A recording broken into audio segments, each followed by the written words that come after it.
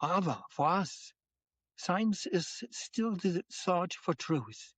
And as far as we can understand it, Samotherium, as a special proof of evolution, is contradicted by the facts. But we always underline that factual counter-arguments would be welcome.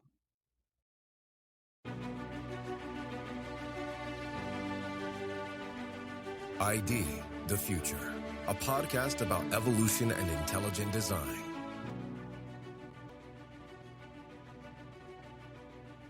Well, how did the giraffe get its long neck? It sounds like a children's bedtime story, and it certainly has been that, but it's also a matter of serious scientific debate, and the debate continues today. Welcome to ID the Future. I'm your host, Andrew McDiarmid. Helping us unpack this today is retired geneticist Dr. Wolf-Ekkehard Lönnig. In case you're not familiar with the work of Wolf-Ekkehard, let me share some details with you. Mathematician and ID theorist Granville Sewell has described Dr. Lönnig as an intelligent design pioneer. That's because for over 50 years, Dr. Lönnig has been offering robust criticism of Darwinian theory and advocating for intelligent design. Now, Wolf-Ekkehard went on to earn a PhD from the University of Bonn and worked as a geneticist for over 25 years at the Max Planck Institute for Plant Breeding Research in Cologne.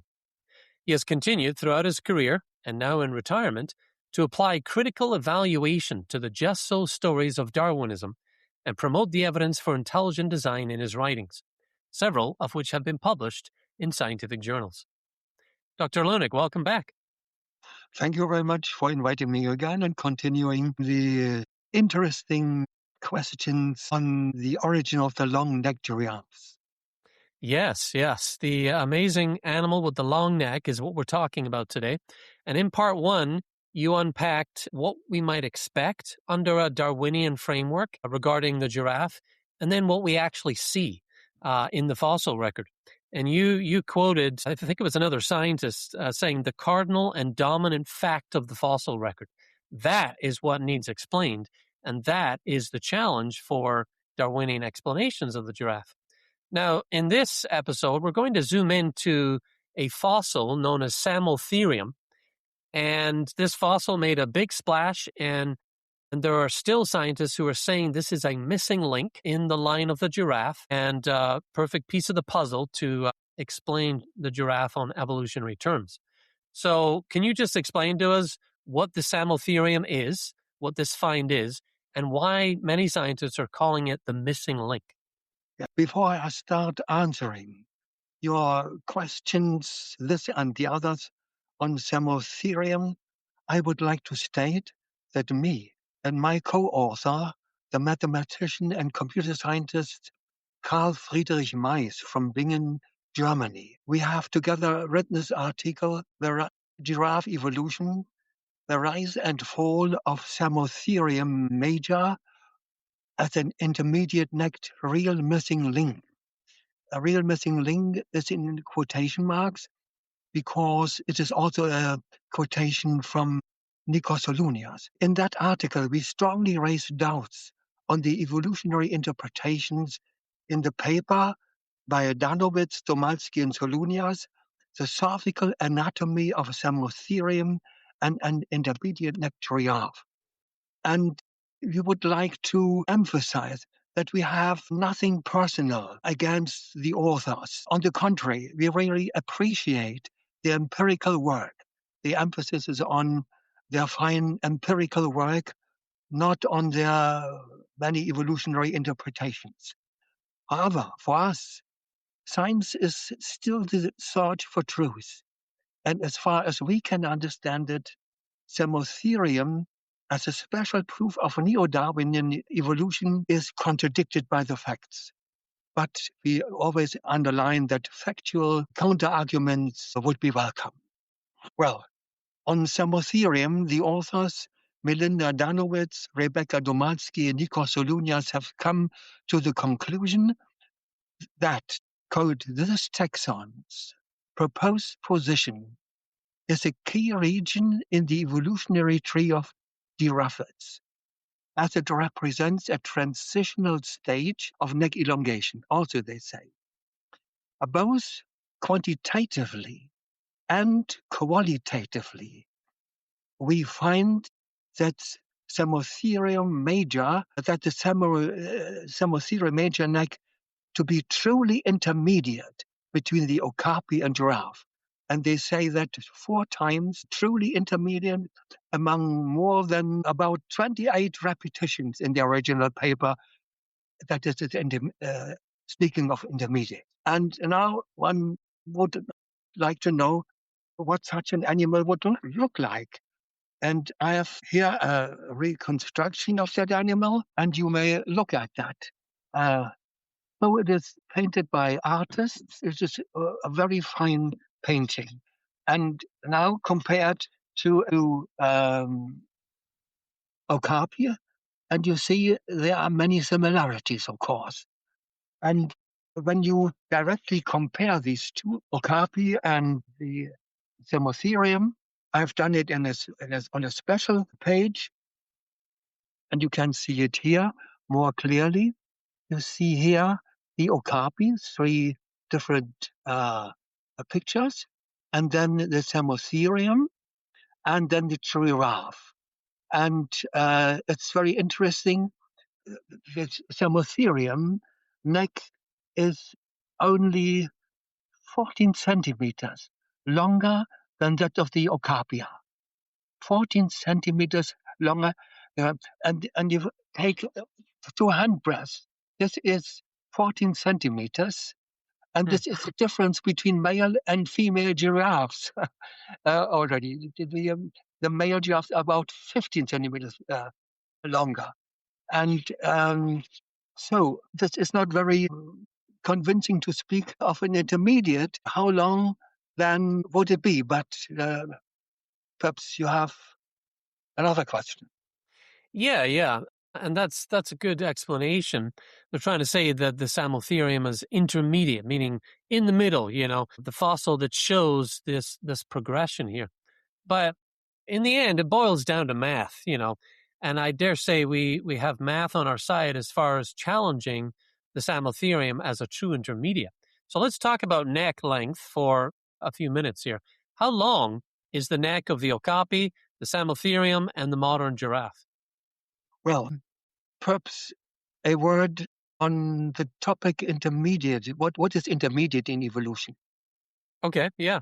The AI, for example, says intermediate is also called, in evolutionary terms, transitional. I would certainly emphatically say that intermediate and transitional are 2 different topics. Not everything that is intermediate is transitional. Transitional is already an interpretation in many cases of evolutionary biologists of intermediate. And you just mentioned the length of the neck. And before I come to that point, I would emphasize that the authors themselves state that the okapi does not belong to the ancestral group of the long-necked giraffe, and Samotherium major is not an ancestor of the giraffe or the okapi. And I would like to add that neither are there true, real, valid, continuous series of transitional links of any of the evolutionary imagined lines of descent. So, like to the links, I've already quoted the authors that both quantitatively and qualitatively, we find the Samotherium major neck to be truly intermediate between the okapi and the giraffe. And I've also mentioned that they use the term intermediate about 28 times and truly intermediate 4 times. Well, my comment is Samotherium major is neither quantitatively nor qualitatively a truly intermediate necked giraffe. It's, as I've already pointed out, its entire neck is only slightly longer, about 13 centimeters, than that of the okapi. A truly intermediate would have to be at least half half a meter longer than the okapi. And I've already said in our first interview that the average of a difference in the neck length between male and female giraffe is even a bit larger than the difference between the neck length of Okapia and Samotherium. So you ask for simple math. This is a graph by mathematician Frederick Ives, and we have also included variation in the okapi. We came to the conclusions about 83 centimeters long, the okapi's neck, and a famous giraffe researcher told me that it's about 1 meter, And we took several differences of length to find out what would the length of and perfect intermediate be. And you see that is totally different.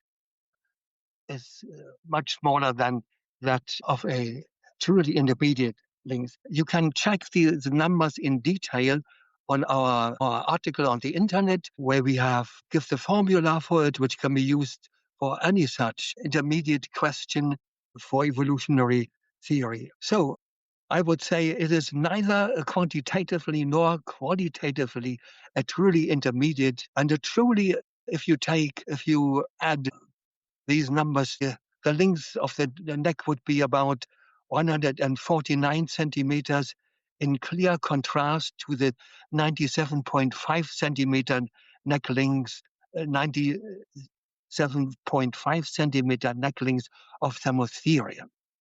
And if you take the female giraffe, it would be at least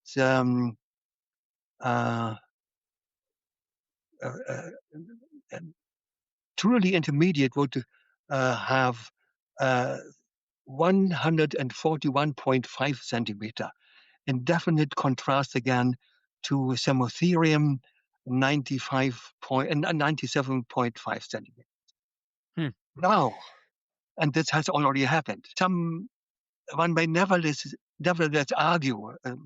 This was a question that was sent to me too, that even only 14 centimeters in Samotherium's neck is still a little longer than that of the okapi, and thus a bit of an intermediate. I would put it in quotation marks, a bit of an intermediate. However, considering the fact that the entire body of Samotherium is definitely larger than that of the okapi, also its necks may be correspondingly somewhat longer than in the latter. For example, this bigger animal, the Samotherium, must also reach the ground for eating plants from the ground. So the neck must be correspondingly a bit longer. So this has nothing to do with an evolutionary missing link, which has now definitely been found. Yeah. Okay. So it turns out it's not just about neck length, although that is one of the key things here. But based on these numbers, the key problem seems to be that Samotherium is not fitting the role of a true intermediate. Now, apart from neck length, you've pointed out some other anatomical features in Samotherium that also cause problems. You say the body size in general. What other things would you point to? What other anatomical features would you point to that also cause problems? Well, the authors themselves have in their paper mentioned several things. Quote again. Samotherium major exhibits several unique morphological features that are absent in the long-necked giraffe, the giraffe camelopardalis, or Okapia johnstoni, cervical vertebrae. In Samotherium major, the cranial-most aspect of the spinous process of C2 position, now it's of course anatomical language, is positioned caudally to the dens, whereas in Giraffa camelopardalis and Okapia johnsoni, it reaches the level of the dens. A few little explanations. what is the spinous process of C2?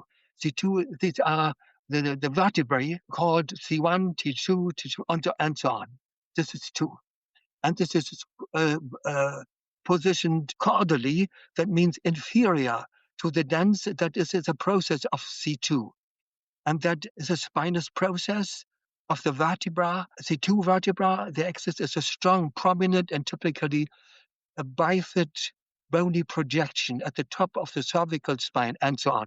I went on to discuss long because our audience will fall asleep if I try to explain all these. Let it be clear that the author themselves mentions several atypical features. Again, a little quotation, while Samotherium major shares many features with the 2 extant giraffes, this extinct taxon also demonstrate characteristics atypical of giraffes and ruminants in general. So all these features, these atypical features, are not intermediate between Okapia and giraffe. So much so that even the scientists who study Yes. Samotherium, as you say, Yes. are saying or admitting that it's not an ancestor of the giraffe. Now, you described Samotherium as a mosaic form. What does that mean, and why is it different from a transition? Well, that's a good question. I have can show you this picture, and here is it is. I will explain it by that mosaic, namely the famous Archaeopteryx. You perhaps have thought about that. It's called a missing link, has been called for a long time as a missing link. It's now doubtful. And you see on that side, that's a magpie, uh, uh, shown in the same position as the Archaeopteryx found in the Jurassic layers. And you see that the Archaeopteryx has a fully developed feathers, and it's really even longer than in the magpie. On the other hand, you see that it has a long vertebrate tail, and several features are already fully developed, and others are looking like the tails of some reptiles or amphibians, and later some mammals. And so this is a mosaic. Some features fully developed, others features in their basic state. Okay. Perhaps this explains. So this Samotherium has also derived and new features, and also features which they have it has in common with the giraffe and the okapi. But as I have already emphasized, that the giraffe and the giraffe, according to the authors themselves, have nothing to do with the phylogenetic tree directly of the origin of the giraffe. Interesting. Well, here's another question. This sort of points to the larger pattern. Is Samotherium an isolated case, or does it reflect a broader pattern in the giraffe fossil record? So it is fully in agreement with all the rest of the family of the different genera appearing in the fossil record. So they appear abruptly, the Okapia, as well as the long-necked giraffe, and there's no fossil record of any of the many thousands of intermediate links which would be necessary on Darwin's small changes in evolution, where he spoke of all these things, these infinitesimally small steps, and so on. Yeah. So you're saying the infinitesimal amount of examples in the fossil record just are not there. Now, stepping back, what does the giraffe and its fossil records suggest about the limits of Darwinian explanations to you? Well, I've noted in my book on the giraffe in 22, I would say it in that interview again. You can look at that book. The full book is on the internet. You can check it there. And that in the meantime, many things have happened in giraffe research, and you have asked many fine questions about that. I would say, again, that the detailed, numerous, precise, interdependent anatomical and physiological special characteristics of the giraffe, this super complex thin organization, specific construction of the vertebrae, the heart, the blood circulation, the skin, the muscles, nerves, are, in my opinion, sufficient to rule out accidental, haphazard, random mutations and natural selection as the primary causes of the origin of the long-necked giraffe. Cuvier had already, the famous anatomist and paleontologist who have founded the branch of anatomy, he said, every organized being constitutes a whole, a single and complete system, whose parts mutually correspond and occur by their reciprocal reaction to the same definitive end. None of these parts can be changed without affecting all the others, and consequently, each taken separately indicates and gives all the rest. This is what we see is practicing today. Many of these giraffe fossils are really in a broken situation. The fossils are broken, and you hardly can find an entire skeleton. We always have little parts, and we can reconstruct the entire enemy on the basis of some little parts, already in full agreement with Cuvier's note. I would like to add that the living beings are in fact highly integrated, functional system, all parts being correlated with a limited space or tolerance concerning functional variations, which I can say as a mutation geneticist. We have the same situation in plants. You cannot endlessly, indefinitely produce entirely new basic body plans. There are limits of variation. And these limits permit microevolution, generating somewhat intermediate forms to a certain extent, but precludes infinite transformations. I would emphasize that point. This variations are fine, but they are not limitless. There's no way to produce infinite transformation. Evolution has limits. Mm-hmm. Yep, plain and simple. Now, what better explanation do you think fits the evidence as opposed to a Darwinian framework? Before I come to that interesting point, in 2006 and 2011, they had made some predictions. What would be found in the fossil record? And I said, a gradual series of intermediates in Darwin's sense, infinitesimally small variations and so on, has never existed and hence will never be found. And considering Samotherium and Paleotragus by means in English, ancient goat, which belong to those genera which appear to display, to use the words of Dr. X, some differences in the short vertebrae. A few further such mosaics might be discovered, which are a bit longer, a bit larger, but as mosaics, they will not unequivocally be connecting any of the fossil taxa to the long-necked giraffes, which is really true. That's what these authors themselves have said. And I added that nevertheless, gradualists would as triumphantly as ever proclaim them to be new proofs of their assumptions. And then there's another interesting one.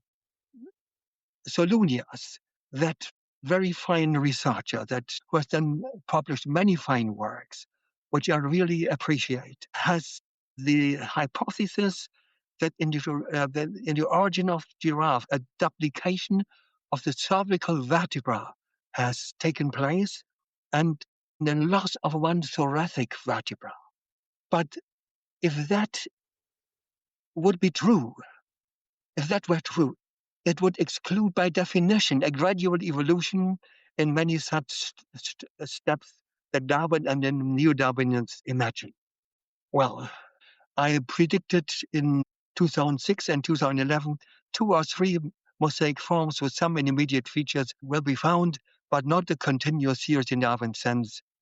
And as mosaics, they will not unequivocally be connecting any of the fossil taxa to giraffe to long-necked giraffe. Yes, the morphologic space within the families like the Giraffidae generally is not infinite. So given all of that, you're firmly convinced that a Darwinian evolutionary explanation is not satisfactory for the giraffe as well as other animals, the origin of them. So what kind of explanation do you think fits the evidence better? Well, what fits the evidence better? That's a good, very fine question. I would say if one is prepared to break away from the prohibition of materialistic philosophy, one could, for example, accept the following reasoning by the Austrian cell physiologist Siegfried Strugger. He was professor of botany at the University of Münster. He said, the cell is the most perfect cybernetic system on Earth. In comparison to the cell, all automation of human technology is only a primitive beginning of man in principle to arrive at a biotechnology. Well, cybernetics is the science of communications and automatic control systems in both machines and living things. And I now repeat that sentence, putting in some of the recent discoveries made in biology, especially in genetics. The cell is the most perfect cybernetic system on Earth, usually consisting of thousands of spatio-temporally precisely matched gene functions, gene interactions, cascades and pathways, and a steady-state network of ingeniously complex physiological processes characterized by specified as well as often irreducible complexity, including an abundance of informations of at least to the gigabyte or gigabyte or terabyte range. More is more. In comparison to the cell, all automation of human technology is really only a primitive beginning of man. In principle to arrive at biotechnology. Now, if the first steps on the way, the path to the ingenious level of cybernetic complexities of the cell, the primitive beginning in Stoker's formulation, demands conscious action, imagination, perception, intelligence, wisdom, mental concepts, spirit and mind, all already being absolutely necessary for the basic start.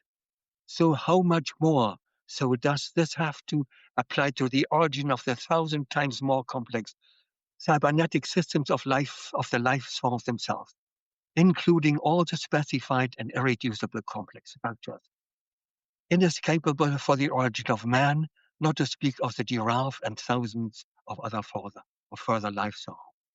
See, please, more concerning this question in our interviews, which we have made with me on the Panda Sam and on my homepage, especially on the origin of human beings.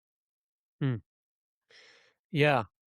And that is a powerful argument in itself, looking at the cell and how complex and integrated it is and how well engineered it is, all the processes that go on in it, and then extrapolating that to the organisms that are trillions of cells in depth, you start to see the magnitude of what needs to be explained, the orders of magnitude of information and engineering in organisms. And what we're trying to say then, basically, is that this is way beyond the limits of Darwinian processes to accomplish. And you've put it very beautifully, Wolf-Ekkehard, in what you've said there. Well, audience, we hope you've enjoyed this discussion into the origins of the giraffe. Obviously, it could go on. There's lots to say, lots of detail. It's not something that we can spend hours on simply because of the short form of this podcast. But it is great to get a taste of it. Michael Behe in his work says, in order to understand why a Darwinian process cannot account for these things, you've got to bite the bullet of complexity and really get a taste of the detail involved in producing these animals, in the origin of these animals. So here we have the giraffe, that singular animal that speaks to the amazing diversity of living things on Earth. And it's been great to unpack the evidence and what it suggests.